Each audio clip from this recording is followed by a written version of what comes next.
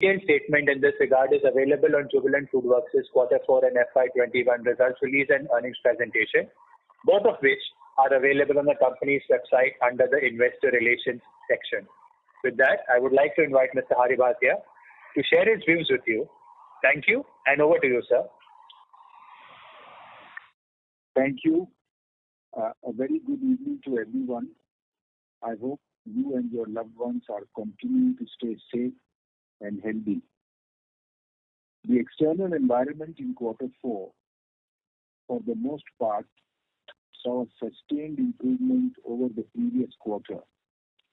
After Q3 FY21, we had recovered 100% of our previous year's revenue.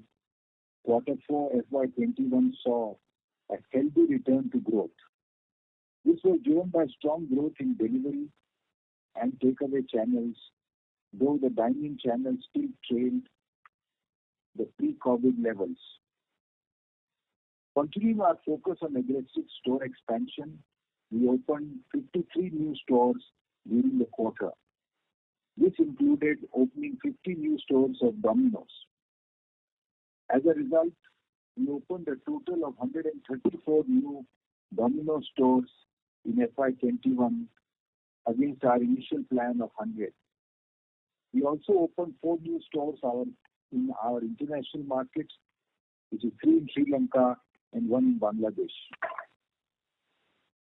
During the quarter, we announced an investment in DP Eurasia through the acquisition of our wholly owned subsidiary, Jubilant Foodworks Netherlands BV of Fides Food Systems Cooperative for approximately British pound of 24.8 million. Fides is the beneficial owner of 32.81% of equity in DP Eurasia, one of the largest Domino's franchisees, which is a category leader in Turkey and a strong challenger in Russia. With this investment, the company intends to try and replicate its best practices in the new geographies of Turkey, Russia, Azerbaijan, and Georgia through active board participation.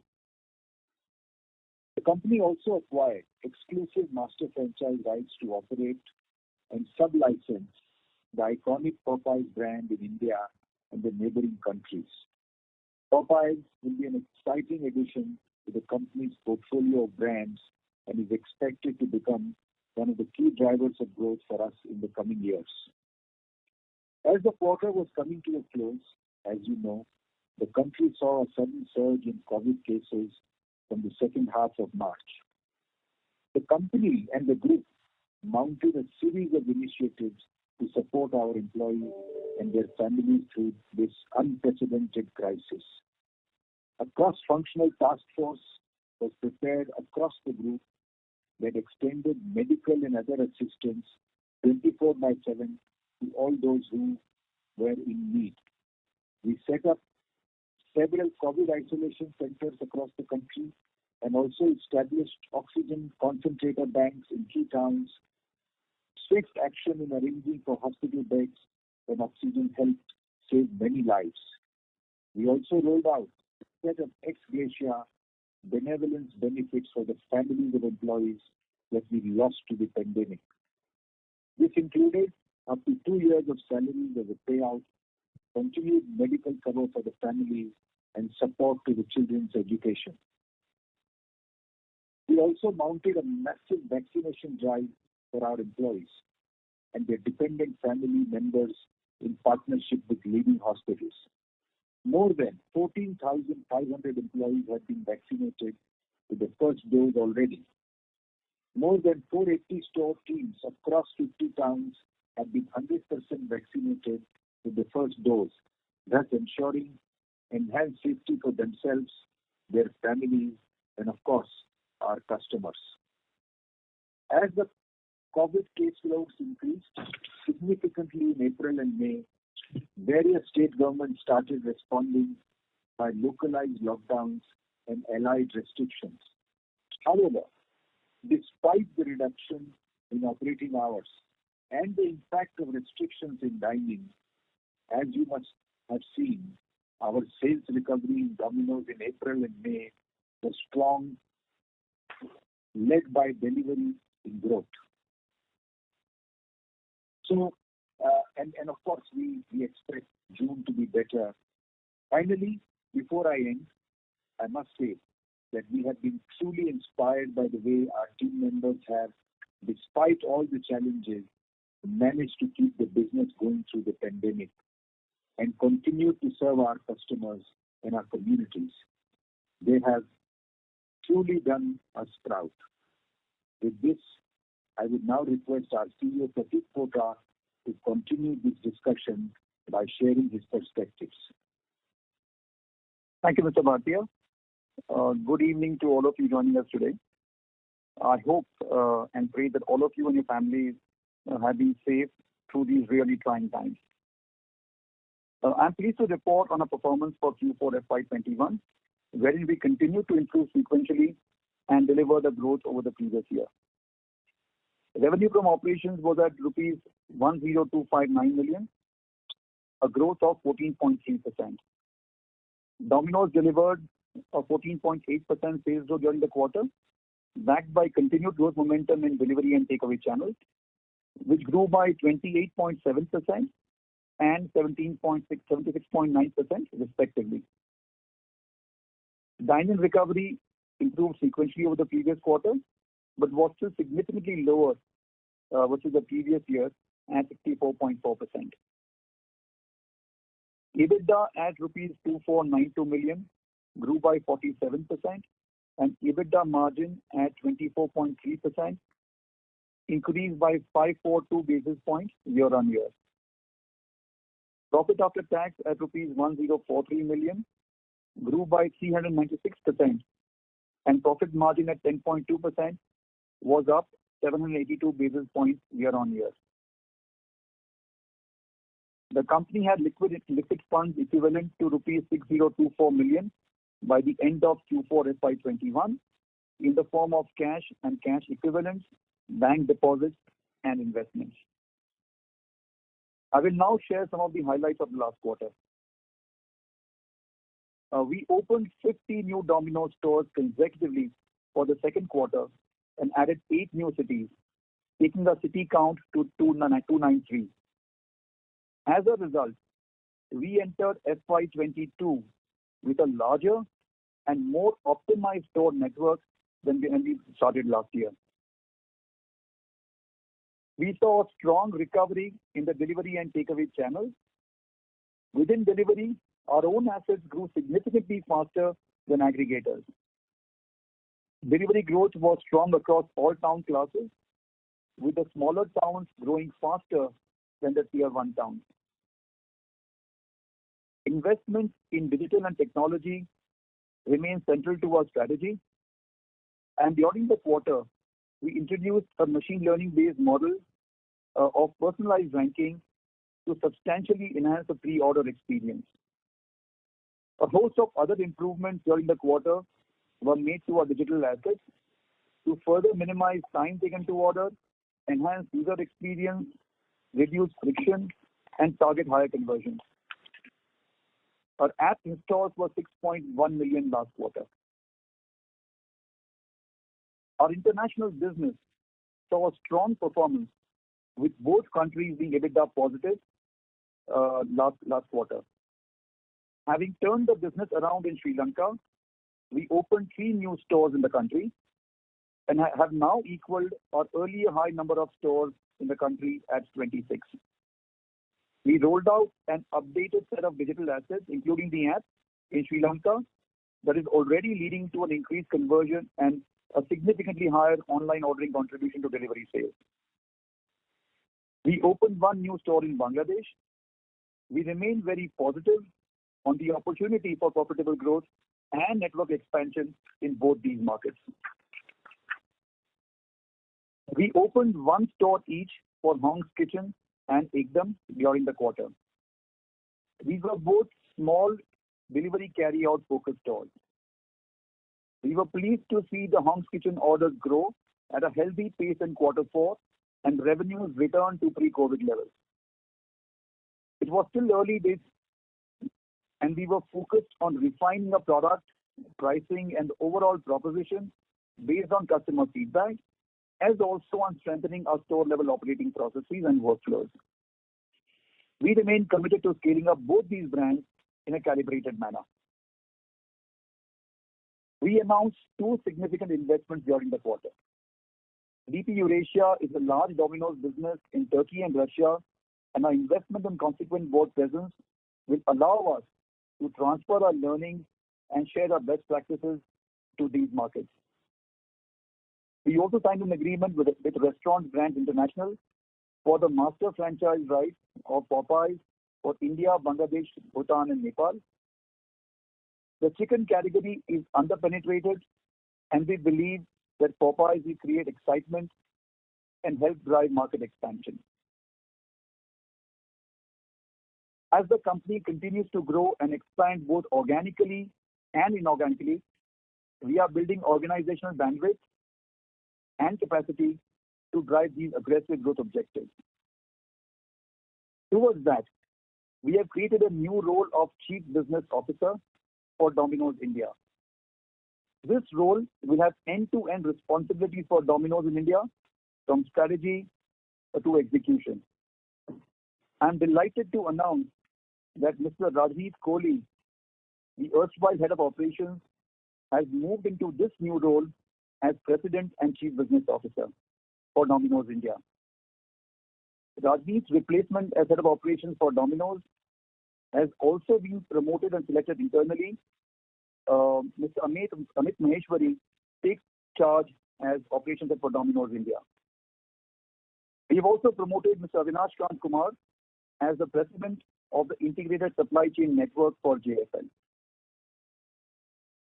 We are fortunate to have an extremely capable talent pool that is the right combination of organic talent groomed from within and top talent onboarded from outside. I'm happy to announce another such addition to our leadership team. Please join me in welcoming our new CFO, Ashish Goenka, who has replaced Mr. Prakash Bish. Ashish comes to us with a rich experience and proven track record from Hindustan Unilever and Airtel. We're also pleased to welcome Mr. Gaurav Pandey as the new business head for Popeyes. Gaurav has come to us from HUL, where he spent more than 16 years, and Gaurav has already begun building a strong team for Popeyes in India. While we are pleased with the performance of last quarter, what has given us even more energy and inspiration is the manner in which our employees came together. The manner in which our employees came together in response to the savage second wave of COVID. Teams of volunteers worked 24/7, selflessly and tirelessly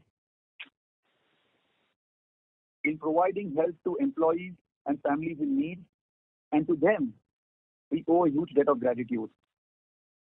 As Mr. Bhatia said earlier, we have initiated a pan-India company-funded vaccination drive for all our employees and the dependents, and happy with the progress made so far.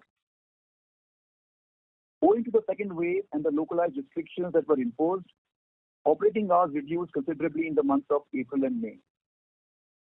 Despite that very challenging operating environment, the system sales recovery for Domino's in April and May was 94.4% and 87.7% respectively, when compared to the respective months of FY20. The strong delivery recovery helped mitigate a large part of dine-in and takeaway downside. Dine-in was shut pretty much in the month of May. In summary, we are happy with our all-round performance in Q4FY21. We look forward to driving an even stronger performance and aggressive growth in the quarters and the year ahead. With that, I would like to call upon the moderator to initiate the question and answer session. Thank you very much. Ladies and gentlemen, we will now begin the question and answer session. Anyone who wishes to ask a question may press star then 1 on their touchtone telephone. If you wish to remove yourself from the question queue, you may press star and 2. Participants are requested to use handset while asking a question. I would also like to remind participants to please limit your question to 2 per participant only. You may come back in the question queue if you have any follow-up questions. Ladies and gentlemen, we will wait for a moment while the question queue assembles.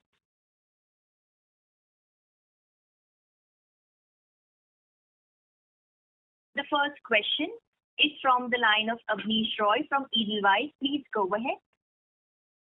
Yeah, thanks for the opportunity and congrats on numbers and the acquisition.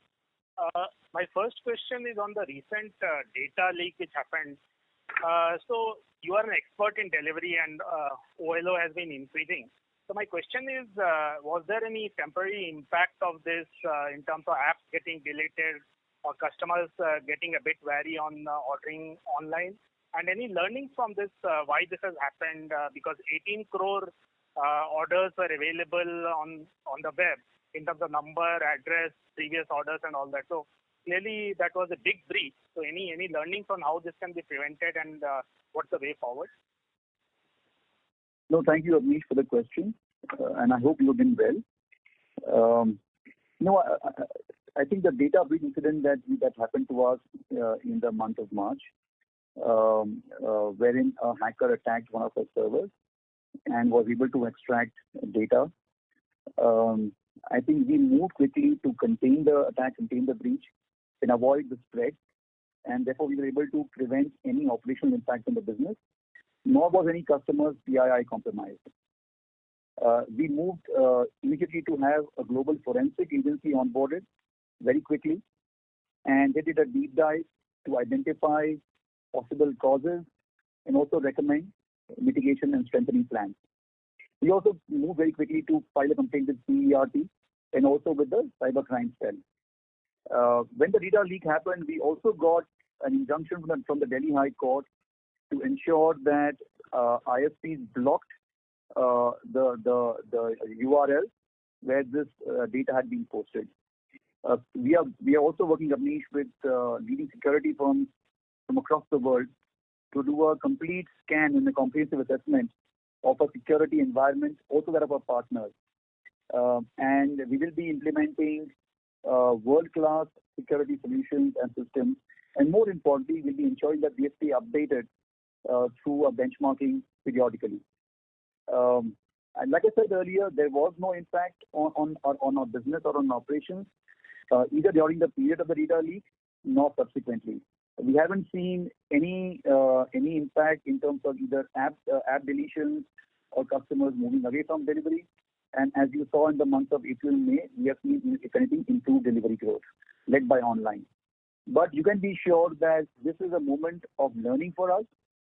We have not taken this lightly, and we will be ensuring that we implement the most rigorous security systems to prevent this from recurring ever in the future.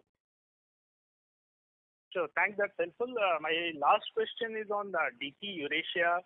So we have not seen many Indian consumer companies build scalable, large, successful businesses in Turkey and Russia. So what was the thought process here? Second, what happens to the balance stake? You have bought around 33% stake.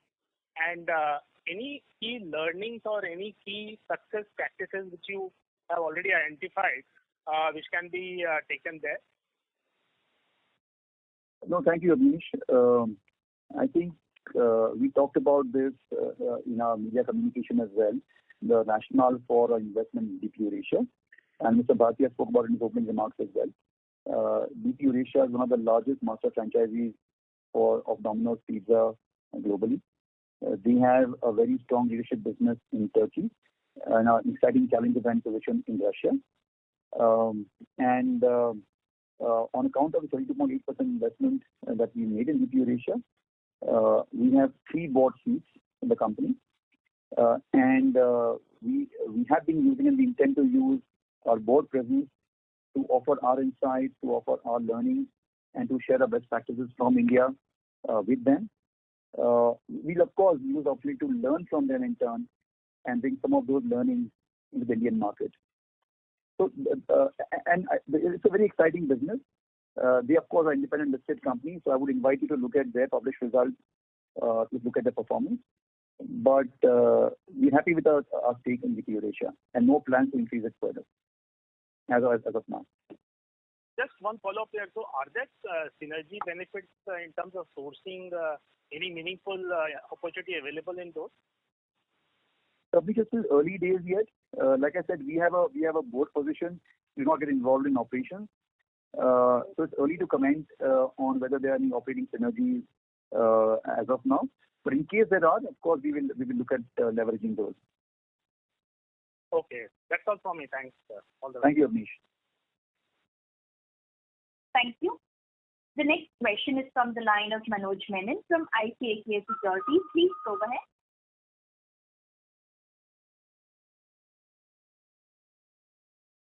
Mr. Menon, you may please go ahead. Manoj, you may be on mute. Mr. Manoj Menon, if you have muted your line, can you please unmute it? As there's no response. Mr. Menon, are you able to hear us? Yes, loud and clear. Go ahead, sir. Oh, thank you. Sorry for the trouble. When I was not muted, I don't know what's the problem with the line. Thanks, guys. Great performance in times like this. I got just two questions, not necessarily related to the current, business environment or anything of that sort. One, Prateek, just wanted your, longer-term perspectives on the relevance of Popey brand for India. While I completely get the, the chicken opportunity, but when I look at the global experience as well, is that what Popey is known for? Just wanted to hear from your thoughts, because in my understanding, it is the brand stands for multiple things and not necessarily just chicken. Correct me if I'm wrong. So I'm just, maybe speaking as a consumer. So that's one. What's the longer-term realistic opportunity for a brand which is just a few thousand, outlets globally? So that's one in India. The second, there are some, chatter concerns at a global level on the gig work, the employee policies, etc., which happened about 6 months back, which had a certain ESG, connotation to it. And it had definitely affected some of the European companies and some of the global, companies. There are two ways of looking at it. One, when I look at Jubilant, given the fact that, most of the employees are on your rolls, it may not be necessarily applicable for you. But just wanted to get your thoughts on, both these aspects, a 20,000 feet view currently. Thanks. No, thank you, Manoj. Thank you for your question. And let me answer the first one to begin with on Popeyes. I think the way to look at the Popeyes opportunity is to size and look at the chicken opportunity in the country. So within the Western QSR market, chicken is one of the largest segments after the pizza category. Chicken is more than a 4,000 crore segment in India, and it's been growing very, very strongly. And if you look at the last 7-8 years, it had a strong double-digit CAGR, more like 17-18%. And we believe, looking at all the consumer data points, that there is even now a significant opportunity to grow the category much faster and to a much larger size. Given that India is a largely non-veg market, and poultry contributes to 2/3 of the meat consumption in the country. Despite that, actually the per capita consumption in India of poultry is far lower than even peer markets like Indonesia or like Thailand or any other market in the neighborhood. So that's the market opportunity. Now coming to your question on Popeyes, Popeyes is a brand that is focused on chicken, and the last couple of years has disrupted the chicken segment in the US on account of its successful innovation and very, very standout digital marketing. The chicken sandwich that they launched took up the entire category and established Popeyes actually as the thought leaders in the market. I believe that our partnership with Popeyes will help us build a large, profitable and a vibrant business both in India and South Asia.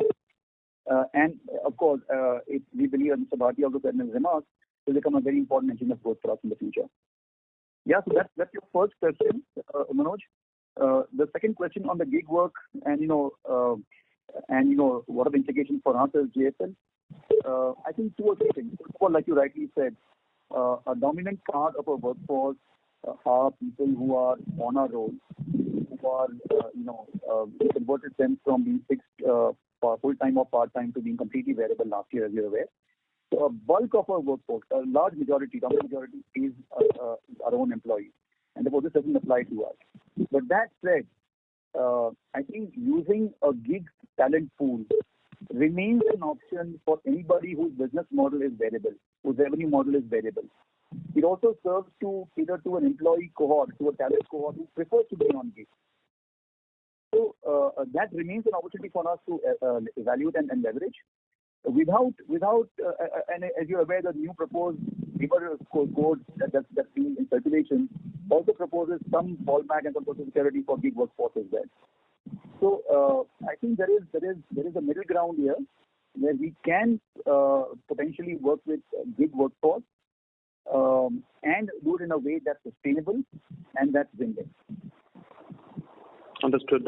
Prateek, just an observation or just quick follow-up, if I may, on the second aspect was, what we wrote today morning as well, that, in our food tech report was, look, the new labor codes, codes are more conducive for the gig work. In India, honestly, given the, what the riders earn much more than their Western counterparts, etc., probably they're much more satisfied. So I don't think there is an issue in India per se. But the only context was, maybe there is an ESG angle there which you may want to take it back to, the management board, etc. To just look at it, from a medium-term point of view. And the second aspect also, here is that maybe this is a competitive advantage. That was my observation there, because given that you're probably only the only large player who actually employ, most of your, riders on your rolls.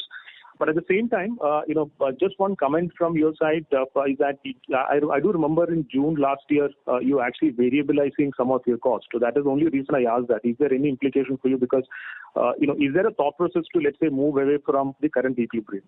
That's all I just wanted to know. No, thank you, Manoj. Thank you for leaving the thought with us.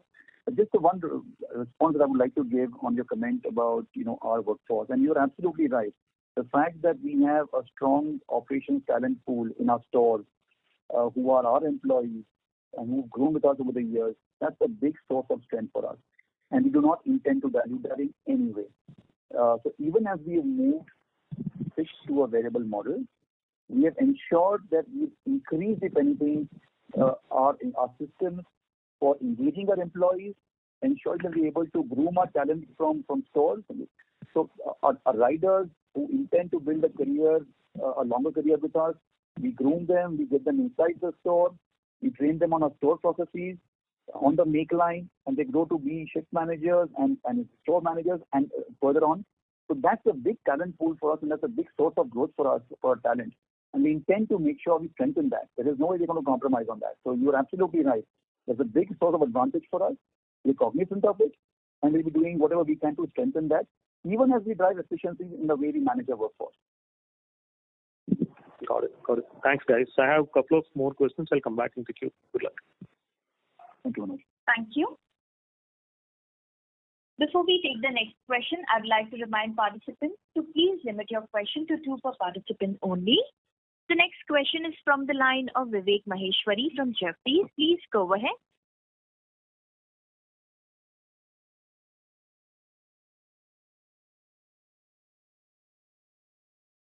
Mr. Vivek, please go ahead with your question.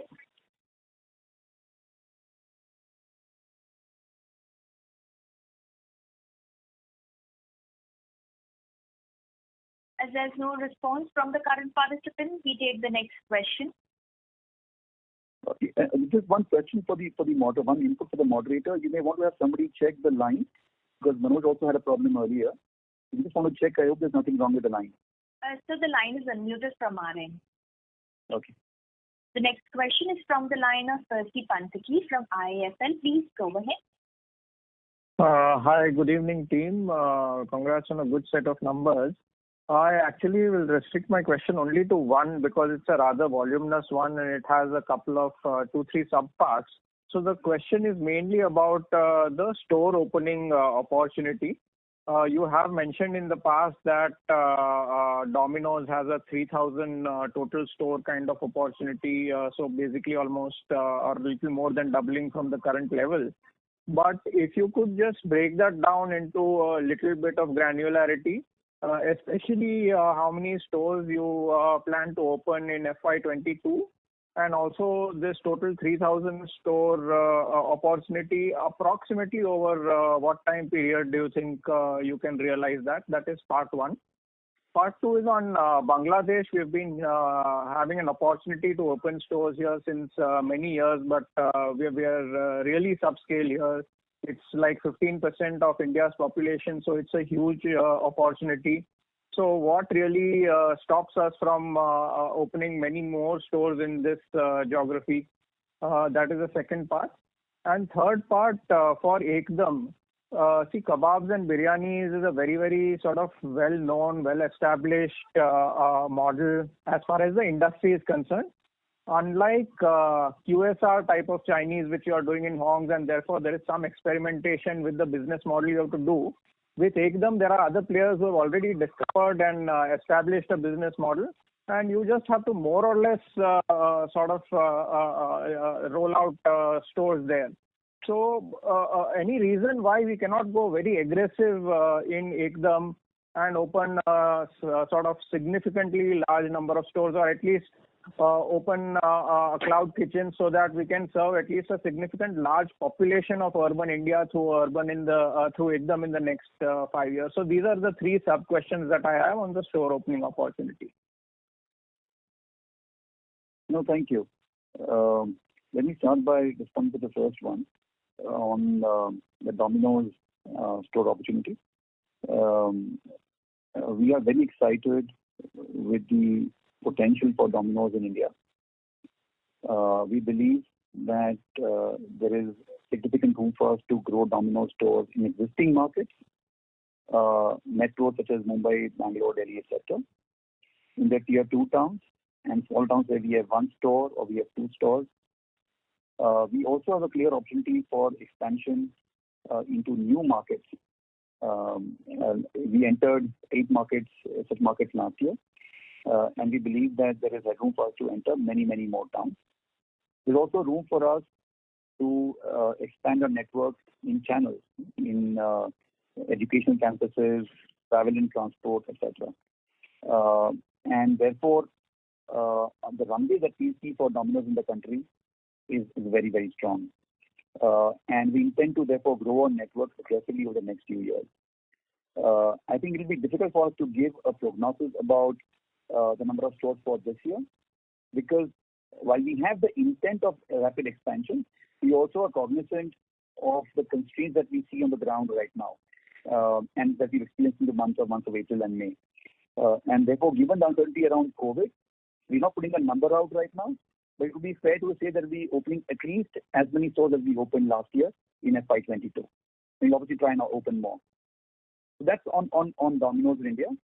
On Bangladesh, we recognize that we have an exciting opportunity that lies ahead of us. It's a large market, like you said, where we believe the pizza category is under-penetrated. There's room for us to grow the category, both in terms of getting new users and also driving frequency. It's a category also where the digital ecosystem is just growing right now. It's young and it's growing, and we've got in on the ground floor on that. So we absolutely intend to open more stores in Bangladesh. Unfortunately, in the last 15 months, as you're aware, I think the expansion has been sort of stymied by COVID.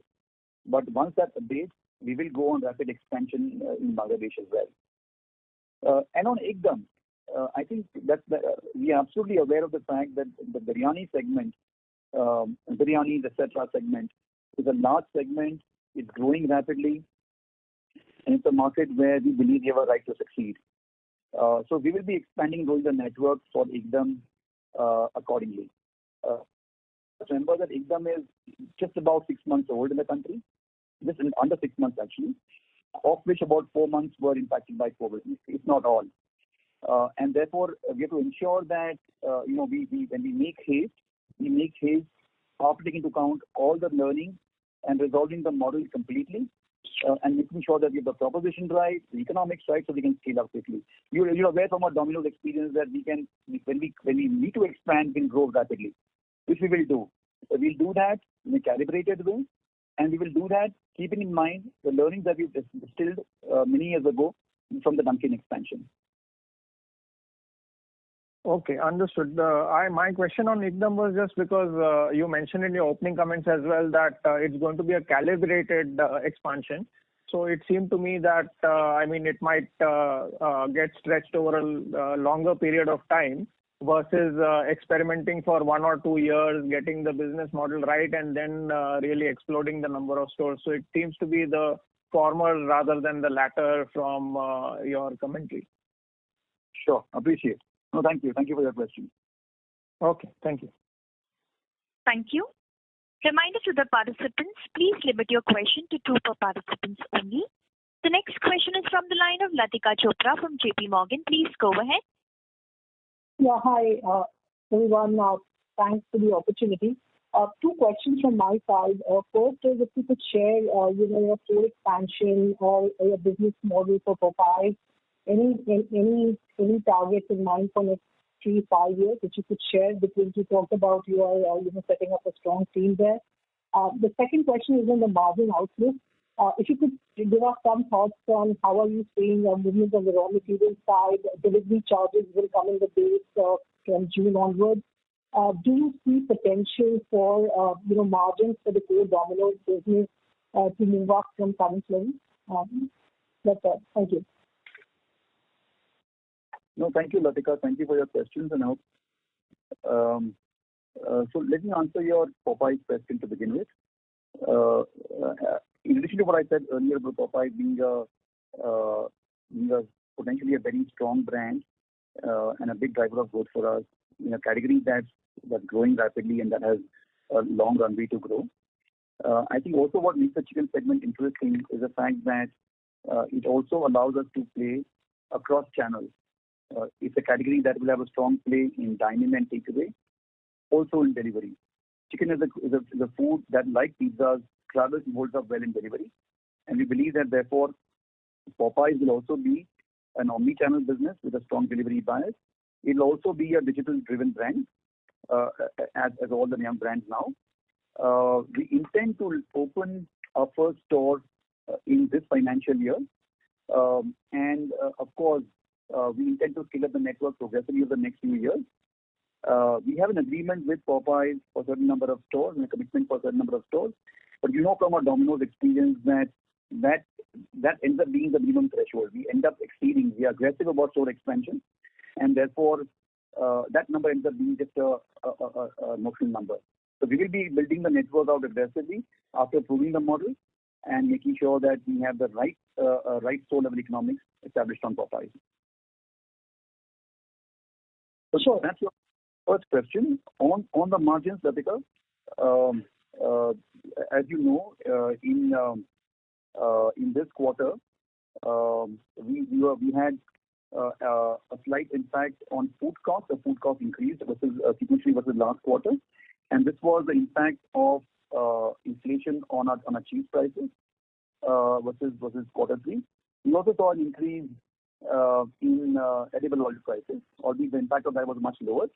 So there was an impact on the food cost of these 2 inflationary items, mitigated partly by a reduction in wastage. As we look forward, we believe that between potential inflationary headwinds that we might see and our own mitigation plans, we do not expect a big headwind on food costs or indeed on inflation in the year ahead. Sure. And do you think on an EBITDA margin level, do you see a scope for a big drag from the new investments you're doing? I don't know how you aggressively go on the other formats for the next 2-3 years, but... Okay, so your question, Latika, was about drag on EBITDA margins, and I lost you after that. Please say that again, please. Yeah, so my question was on the EBITDA margins. These have moved up nicely over the recent years, right? You basically ended the year with almost 23.5% EBITDA margins. So I was just wondering, with such an aggressive, store expansion plan for Domino's and the new investments you're doing, how do you see the overall EBITDA margins moving ahead? Do you see a space for any improvement? Yeah. Yeah, no, thank you. So I'm sorry I couldn't hear you earlier properly.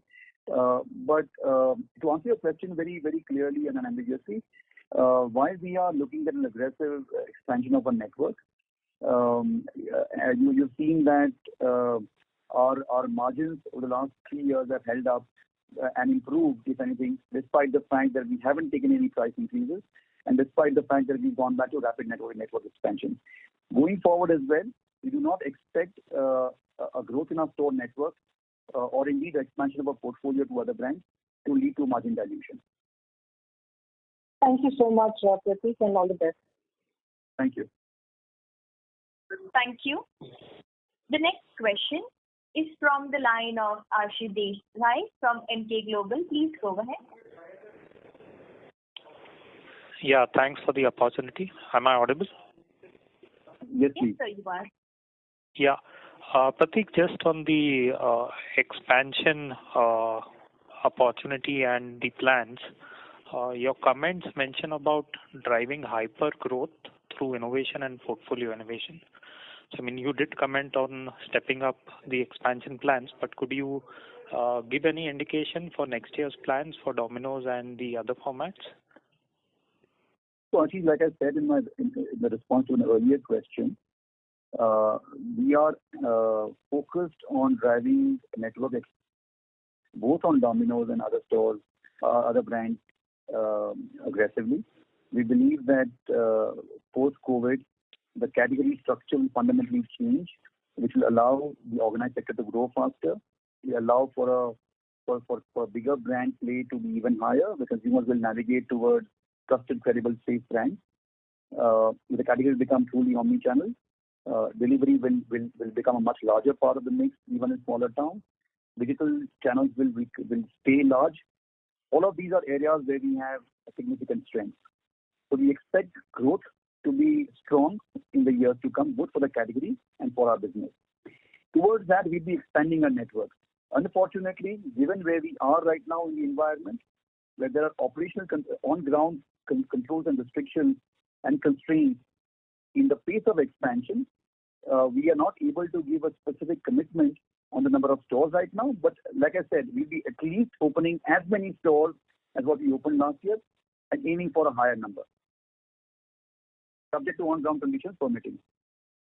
Got it. And could you also give out what's the minimum store opening target for Popeye over the next 3-5 years, whatever's there in the agreement? No, Ashish, like I said, we obviously have an agreement with Popeye, but those numbers are more the minimum threshold. We're going for a much more aggressive number on Popeye because we believe in the potential of this category. So no specific number to share as of now. Oh, okay. One last small question is if you can indicate if there are any price hikes you have taken or any change in delivery charges that one may look at. No, there have been no changes in delivery charges or indeed any price hikes in the last quarter. Okay. Thanks and all the best. Thank you. Thank you. The next question is from the line of Rahul Arora from Nirmal Bang. Please go ahead. Thanks, Prateek and team. Just wanted to get a slightly medium-term outlook, Prateek. Say if you're looking out 5 years from now on the company, what percentage of your revenues roughly would be non-pizza? I'm sorry, what outlook did you give? How many years? I'm sorry, your voice is breaking. If you're looking out, say 3 to 5 years, what percentage of your revenues would be non-pizza? Now that we're diversifying into other aspects, what would these contribute to a percentage of our revenues 3 to 5 years from now? No, got it. Got your question now. I think the exciting part about our business is that we see headroom for growth across all our brands, across all our portfolio brands. So whether it is Domino's in India or indeed it is a new brand which obviously have a very low base and therefore will see aggressive growth in the years to come, or if it is a Popeyes business, or indeed the Chef Boss range, or our international markets, Bangladesh and Sri Lanka, all of these businesses have an exciting potential for growth. And we intend to invest in growing these, like I said earlier, in a calibrated way and in the pursuit of what we believe is the hyper growth opportunity. That said, it would be hard for us to put a number to how the mix will change.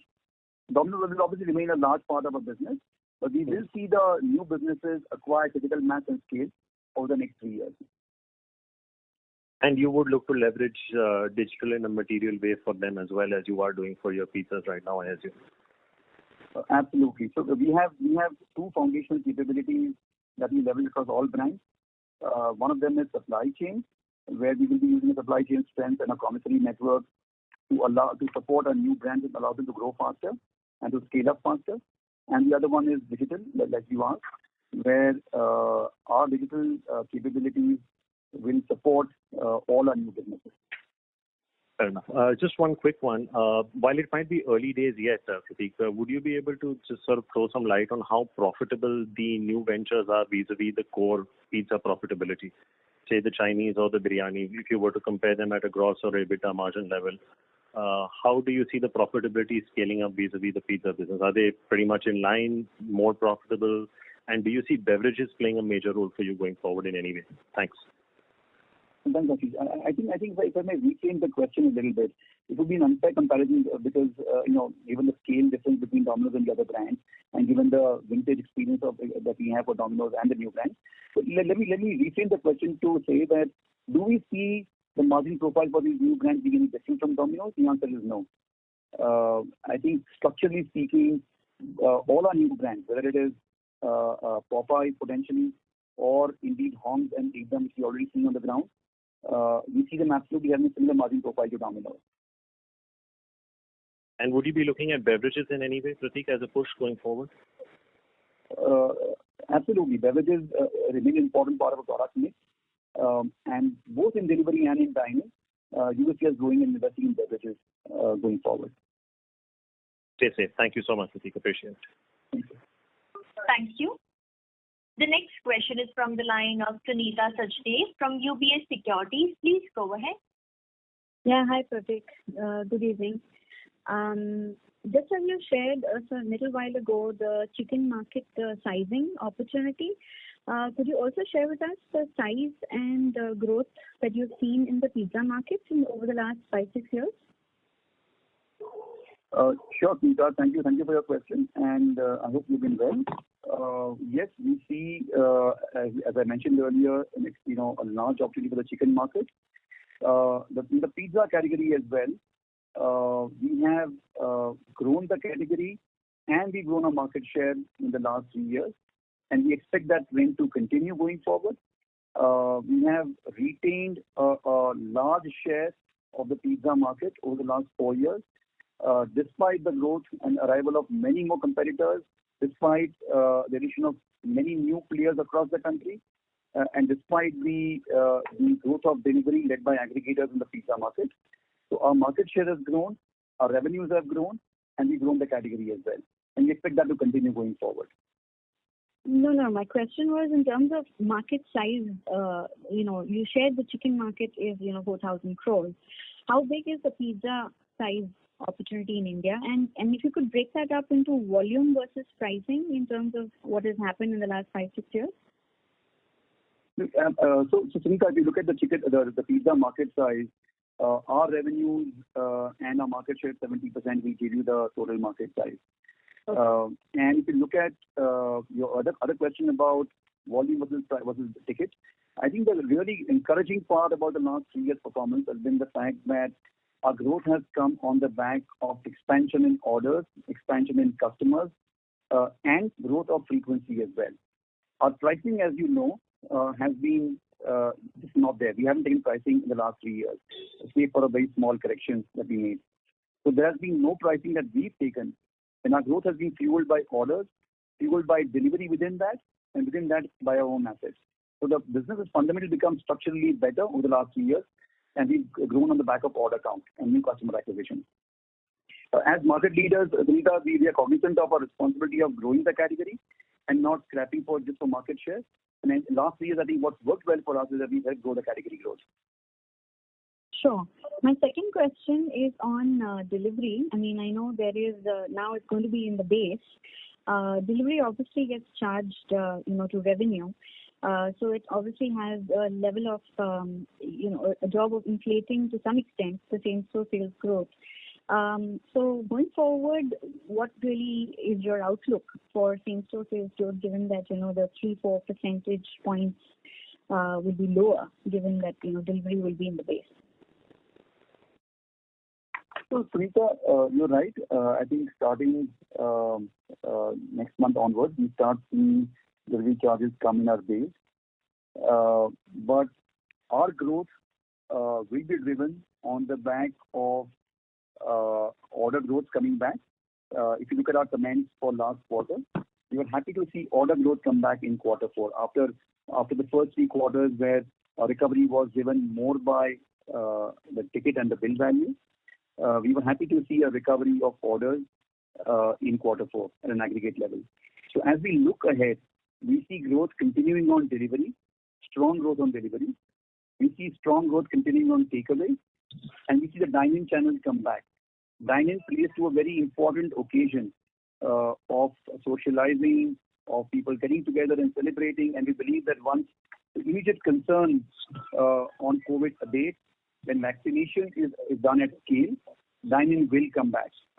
So going forward, we see delivery and takeaway consumption holding up, and the dine-in recovery giving us that impetus to overall order count. And therefore, we expect orders and order growth to drive our revenue going forward. All right, that's a really optimistic outlook. Thank you for that. Just a small comment on the side. I know this is not a question. You guys do give us, app downloads every quarter. The number of app downloads every quarter.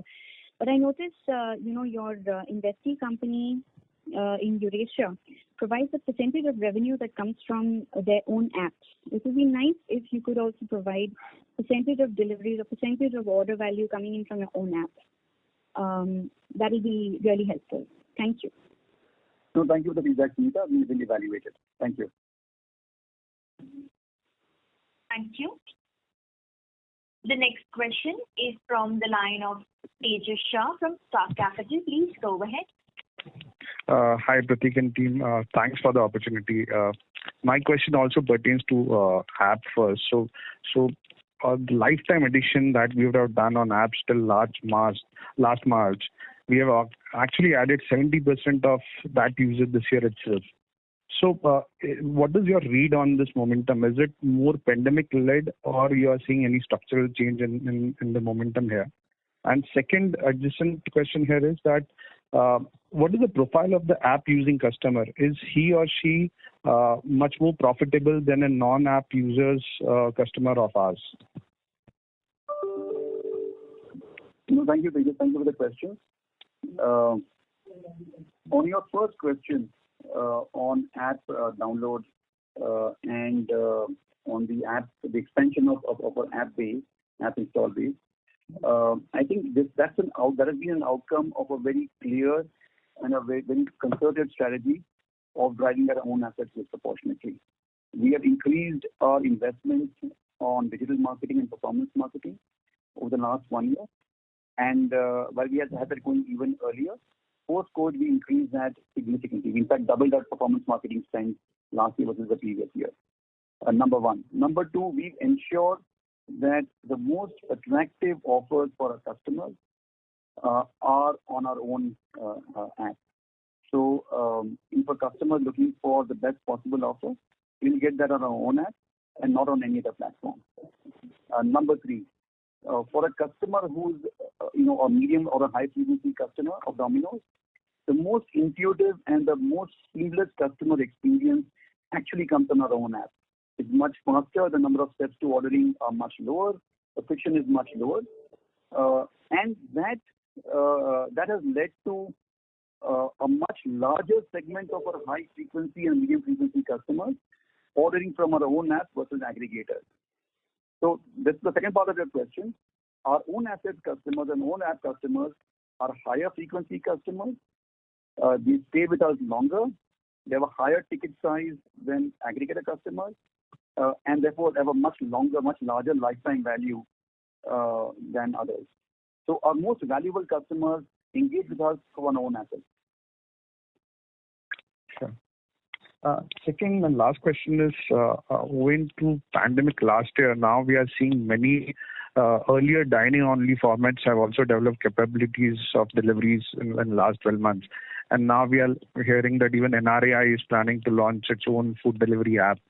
So post-pandemic in a normalized world, how do you see competitive landscape just on delivery part versus pre-pandemic era? I think clearly post-pandemic, the delivery market has grown faster. And I think through the course of last year, most restaurants realized that delivery as habit was here to stay. Of course, our category in our business, we've known that for the longest time now. But for many other categories, including casual dining, etc., I think the penny drop movement came towards the second half of last year. And I think everybody realized that this was a fundamental consumer behavior change. But even as dining would resume over time, delivery was here to stay, and which is why a lot of brands are investing in driving their own assets and on the digital stack. In our case, of course, you're aware that we've been investing in digital for many years now, and that's been a big reason for our success. I think what will drive delivery, what's always driven delivery, has been ease of ordering and a smooth end-to-end customer experience.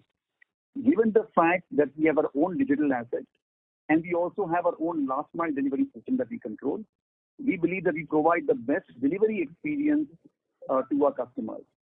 And delivery will remain, has always been, and will remain a source of competitive advantage for us. This is very helpful. Thanks and all the best. That's all from my side. Thank you. The next question is from the line of Prasad Deshmukh from Bank of America. Please go ahead. Hi, Pratik. So 2 questions. Firstly, now that you are scaling up in 3 new categories, 3 new brands rather, what will be the new organizational structure? Looks like you guys are appointing a chief business officer, so officers for each one of them. So just wanted to understand what the new structure will look like. In the new structure, we have the chief business officer for Domino's India reporting into me. The head of operations and the head of marketing report into the chief business officer of Domino's India. Other than that, there is no structural change. The business heads for the new brands, for Popeyes and for international, and indeed the other functional heads reporting to me, as they have been doing in the past as well. Got it. And second question is on operational synergies. So in terms of these 2 brands being added to the portfolio, that is Ekdum and Popeye, what kind of sharing of resources is possible when they are scaled up, especially from, say, sourcing perspective and the store operations perspective? So yes, I think one of the advantages that we have as Jubilant Foodworks is that we have some very basic foundational capabilities that we've developed over time on Domino's, and which we can replicate to support the new brands as well. Clearly, supply chain is one area where our sourcing capabilities, our manufacturing and central kitchen capabilities, our vendor partnerships that we've forged over the years, all of these will become big sources of strength for the new brands. Will of course be new partnerships that we will tie up, and new learning that we will have. But the foundation of our supply chain will be something that will work well for a new brand. Number 1. Number 2, the fact that we have now over the years built a very strong digital backbone with a very strong digital team and growing digital capabilities. These capabilities will also be used to support all our new brands. And again, that's an area where our legacy strength in Domino's can support growth and customer experience in our new brands. Number 2. Number 3, the capabilities that we've acquired in Domino's of hiring talent at scale in our stores, deploying talent at scale, training them, supervising them, growing them and grooming them. Again, that capability is something that we will replicate in the new brands. That said, we also have to grow and acquire new capabilities, learn about new categories, learn about innovation in these categories. And that we will do, and we are doing, by investing in building dedicated teams for these new businesses. So the new brands going forward and the new businesses will be a great combination of dedicated focused teams which have only that brand's remit on their agenda, supported by cross-functional teams and help replicate best practices from other brands and from Domino's. So just to clarify, so these are also commissary-driven brands? That's right. Okay. They will grow over time to be commissary-driven brands, absolutely. Okay, thanks. Thank you. The next question is from the line of Jay Kumar Doshi from Kotak Securities. Please go ahead.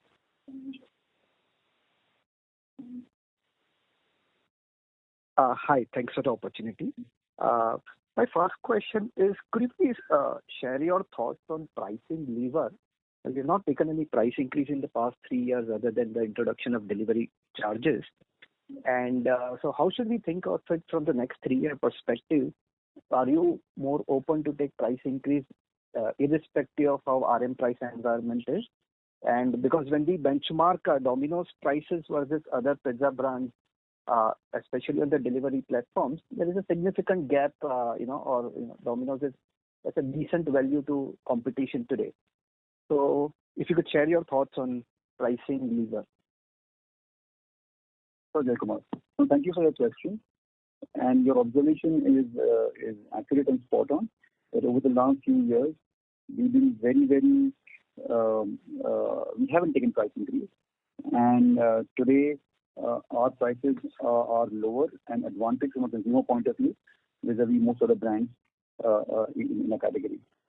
We believe that by not taking pricing and challenging ourselves to take costs out to drive margins has made our business model stronger, more robust, and more future ready. That's the first point.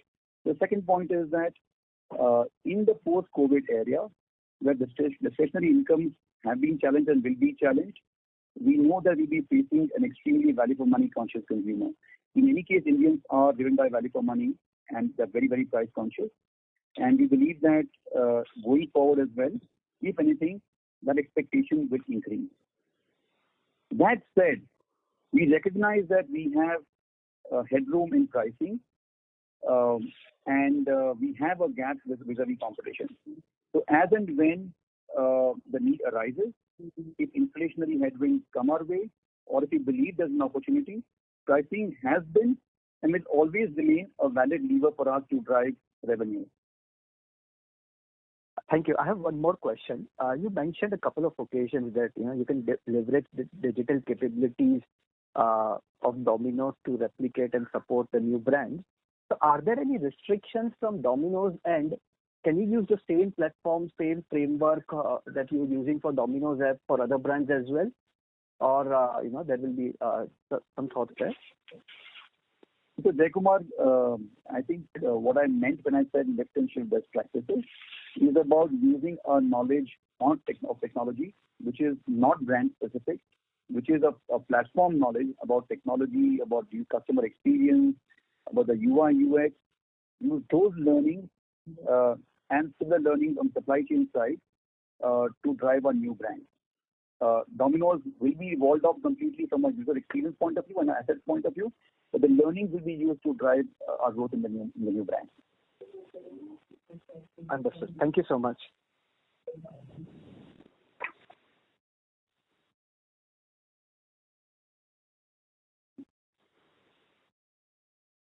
Mr. Doshi, does that answer your question?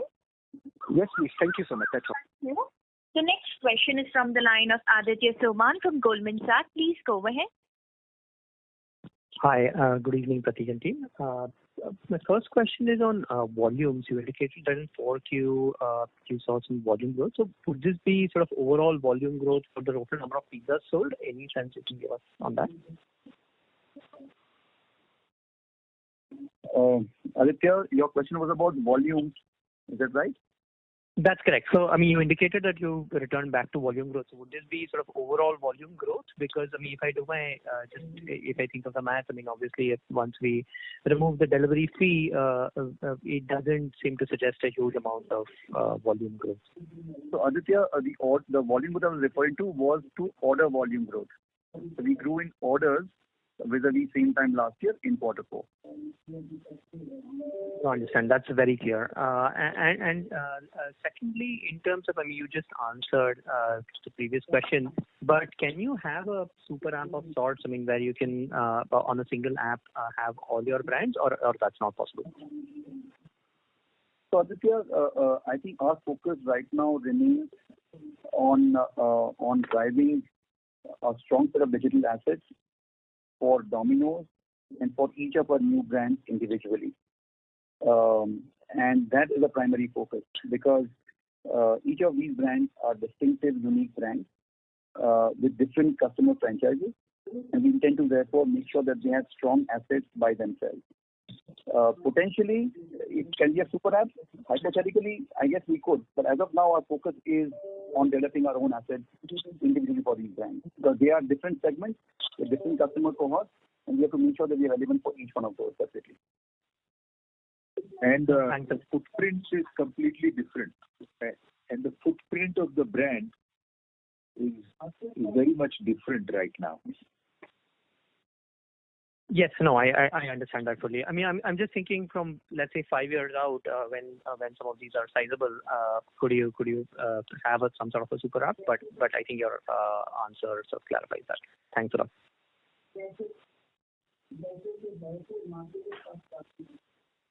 That's it from my end. Thank you, Aditya. Thank you. The next question is from the line of Karan Tarani from Elara Capital. Please go ahead. Hi. Thanks for taking my question. So my first question is, in terms of any kind of risk you believe are there in the new business initiatives, specifically with Hong's Kitchen and Ekdum Biryani, given the kind of product they are, right, in terms of standardization and the kind of ingredients, sauces, everything put together. So any kind of risks you can highlight there, and how do you plan to mitigate them? So, Karan, your question was about any kind of risk, did you say? Yeah, any kind of risk in terms of business execution or in terms of scale for these businesses, and how do you plan to mitigate the same? Got it. No, so thank you, Karan. As you said, each of these brands have a unique set of challenges. They have a different set of products, different processes, different set of vendors in some cases, and differential challenges in terms of standardization and ensuring consistency. Our teams are working on making sure that we have these processes put down and ironed out, and we're happy to see the progress we made already in Hong's Kitchen and more recently in Ekdum. Despite the fact that we don't have a standard set of guidelines to follow like we do, for example, in Domino's, I think the team has made encouraging progress in putting down those SOPs, refining them, making sure that we're able to give a consistent experience to our customers. So, do we see a risk there? No, we do not see a risk, but that's definitely a work stream that is a new one for us, and that's what we're working on. Right, thanks. And the second question would be in terms of trend reversal. Of course, this year you did see outperformance versus industry because of your exposure to delivery, right? Now probably say whenever unlock happens in a big way, footfalls come back in malls, high street put together. Do you expect maybe 2 or 3 quarters of underperformance because of the shift towards the players which are heavy in terms of dine-in? That's one. And within that also, what about the share in terms of this organized players gaining? Do you believe that is sustainable over medium to long term as well, or these are just COVID trends and again the numbers will basically come back favorably for the smaller and the other players as well? So, Karan, actually, I would see this a little differently, your question. I think if you look at our May performance, which we've called out in our release, despite the fact that dining was pretty much shut completely, despite the fact that there were strong mobility restrictions which impacted the takeaway channel, we have delivered an 88% recovery, which tells us the amount of slack that delivery has picked up by itself. Number one. Number two, we are seeing dine-in restrictions getting slowly revoked. And as the sentiment improves, as people get vaccinated, you will see the dine-in channels start coming back. That, if anything, will give an incremental tailwind to our revenues rather than take away from our overall recovery. Like I said earlier, dine-in plays to a different occasion compared to delivery. And as dine-in restrictions are removed, we will see that come back, see the channel come back in the future. Indeed, if you look at the last quarter, Q4, you saw the dine-in recovery play out very clearly. We had a strong recovery in Q4 at 64%. And double click on that, March was even stronger. So our data in the past has shown us that when supply constraints are revoked and are removed, the demand comes back. And we expect the same trend to play out in the future. And that's what gives us excitement. We believe strongly that the delivery habit that's been adopted in many new towns and town classes by customers, for the larger part, that delivery habit will endure. And as dining restrictions go away, we should see dining come back as well. And that gives us confidence that we will see strong growth in the future. Number one. Number two, on your question around the organized brand share, I think it's a very fundamental trend that we are seeing and that we have seen for the last 1 year across multiple categories, not just in food service, that the bigger brands are getting preferred and are gaining in share as a result because consumers want the conviction and the certainty and the safety of brands with quality standards, safety standards they can take almost as dead. So that trend will continue. And we will see strong brands, big brands, credible brands have greater momentum. We don't expect that to reverse. Yeah, but just an exponential gain this year because of COVID, because clearly standalone restaurants, smaller chains have scaled down. They still remain to be shut. I mean, the entire, about still 20% of the restaurants in the ecosystem or even more still remain to be shut. So just trying to get that, this exponential share which you've gained this year or maybe in the last 6 months for the organized players, is that kind of sustainable or, you could see some trend pattern reversing on that as well? No, we do not expect to see the situation normalizing in any way impacting our market share. I do not think so at all. We're actually very excited by the growth prospects that lie ahead, and we don't expect to see any impact on market share, quite the contrary. Right. So on a steady state, of course, the market share gains would be there, but maybe you have a year wherein because of the exponential gain, in 1 year, in that particular year, say probably, FY22 or second half of FY21, that gain would not be as compared to pre-COVID just because the other restaurants are opening up and the competitive intensity increases. Something of that sort. I mean, that's not expected from organized players. So Karan, again, I will repeat what I said, which is that we do not expect the situation being normalized leading to any adverse impact for us. Not at all. Prateek, if I can add, this is Hari Bhatia.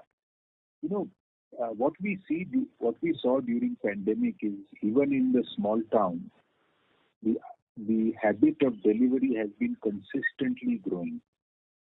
Now, delivery, once it grows and once people become habitual to delivery, even in smaller second and third tier towns, it tends to stay. It's sticky. Tends to stay. It doesn't go back to the original level fully. That's what we believe. So I think the post-COVID environment has actually, during the COVID, we had opportunity to show our delivery prowess to customers who were mostly coming to the stores to experience dining. So I think to us, we believe it opens up more opportunities. People who were not digital, were not ordering digitally, started ordering digitally in the smaller cities also. So I think it's a good habit.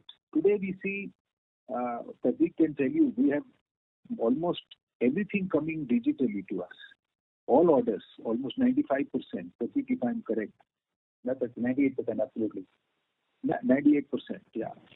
So I think post-COVID environment is only giving us more opportunities. Right. Thanks. That's from my side.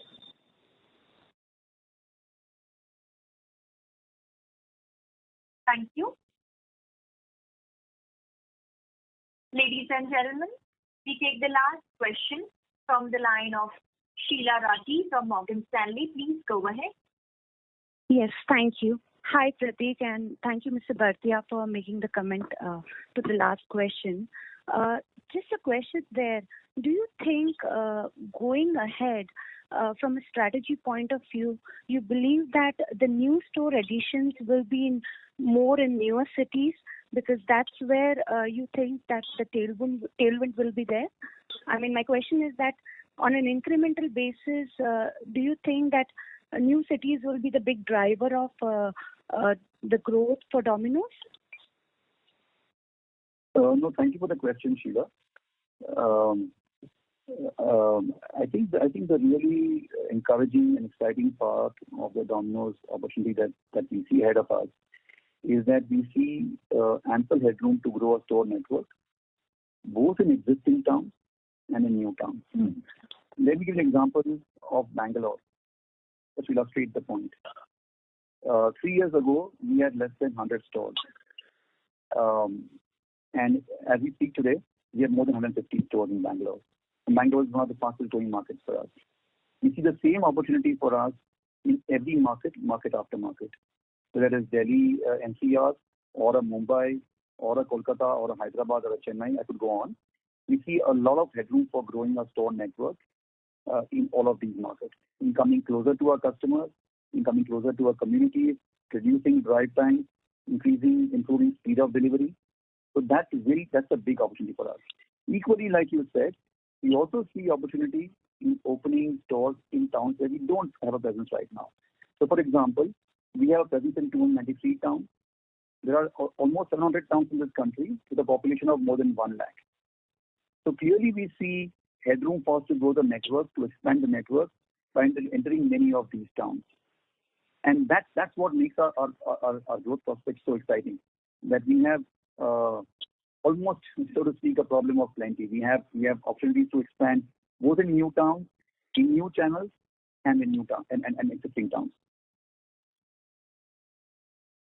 Thank you. Thank you, Sheila. Thank you.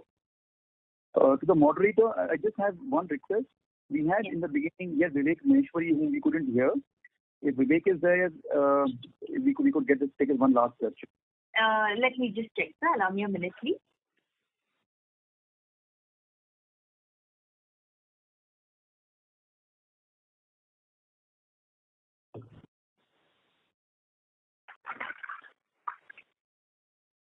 Sir, Mr. Vivek Maheshwari is disconnected.